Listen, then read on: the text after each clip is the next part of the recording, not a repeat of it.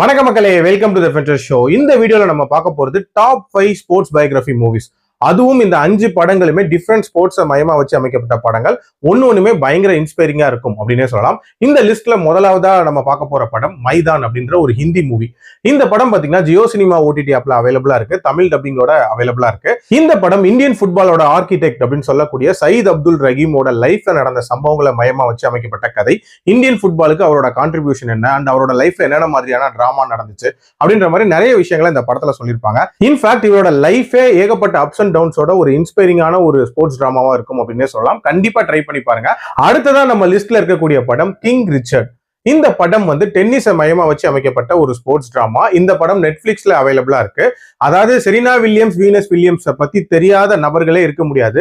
அவங்களோட அப்பாவான ரிச்சர்ட் வில்லியம்ஸோட லைஃப்ல நடந்த சம்பவங்களை சொல்லக்கூடிய ஒரு கதை. இவரு தான் ஆரம்ப காலத்துல இவங்களுக்கு கோச்சா இருந்திருக்காரு அண்ட் 2 பெரிய டென்னிஸ் ஸ்டார்ஸை எப்படி இவர் உருவாக்குனாரு அப்படின்றத சொல்லக்கூடிய ஒரு லைஃப் டிராமா.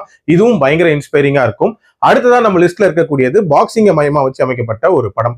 பொதுவா இந்த பாக்ஸிங் அப்படின்ற ஒரு பர்டிகுலர் ஸ்போர்ட்டை வச்சு ஏகப்பட்ட படங்கள் வந்துருச்சு. பட் ஒரு ப்ராப்பரான ஒரு ஸ்போர்ட்ஸ் பயோகிராஃபியா நான் எடுத்தது பாத்தீங்கன்னா பிக் ஜார்ஜ் ஃபோர்மேன் அப்படின்ற படம். இந்த படம் பாத்தீங்கன்னா நெட்ஃபிளிக்ஸ் ஓடிடி ஆப்ல அவைலபிளா இருக்கு, தமிழ் டப்பிங்கோட.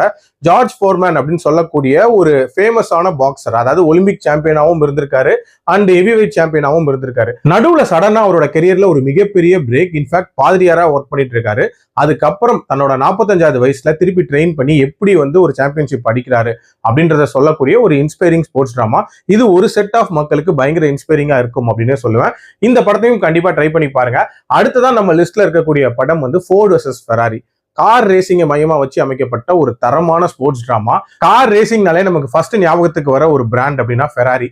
அந்த ஃபெராரிய எப்படி ஃபோர்டு வீழ்த்திச்சு அப்படின்றத சொல்லக்கூடிய ஒரு டிராமா. அதுவும் ஹென்ரி ஃபோர்ட் ஒரு இன்ஜினியர் மற்றும் ஒரு ரேசரோட உதவியோட எப்படி இதை வீழ்த்தினாங்க அப்படின்ற மாதிரி காட்டியிருப்பாங்க. இந்த படம் டிஸ்னி பிளஸ் ஹாட் ஸ்டார்ல அவைலபிளா இருக்கு. லாஸ்டா நம்ம லிஸ்ட்ல இருக்கக்கூடிய படம் ஏர் அப்படின்ற படம். இந்த படம் பாத்தீங்கன்னா அமேசான் பிரைம் ஓடிடி ஆப்ல அவைலபிளா இருக்கு, தமிழ் டப்பிங்கோட. இந்த படம் ஏர் ஜோர்டன் அப்படின்ற அந்த ஷூ உருவானதுக்கான அந்த ஹிஸ்டரியை சொன்ன ஒரு கதை அப்படின்னே சொல்லலாம். அதுவும் நைக்ல வேலை பார்த்துட்டு இருக்கக்கூடிய ஒரு சாதாரண எம்ப்ளாயி ஒரு பிராண்டை எப்படி மைக்கேல் ஜோர்டனோட உதவியோட பில்ட் பண்றாரு அப்படின்ற மாதிரியான ஒரு கதை.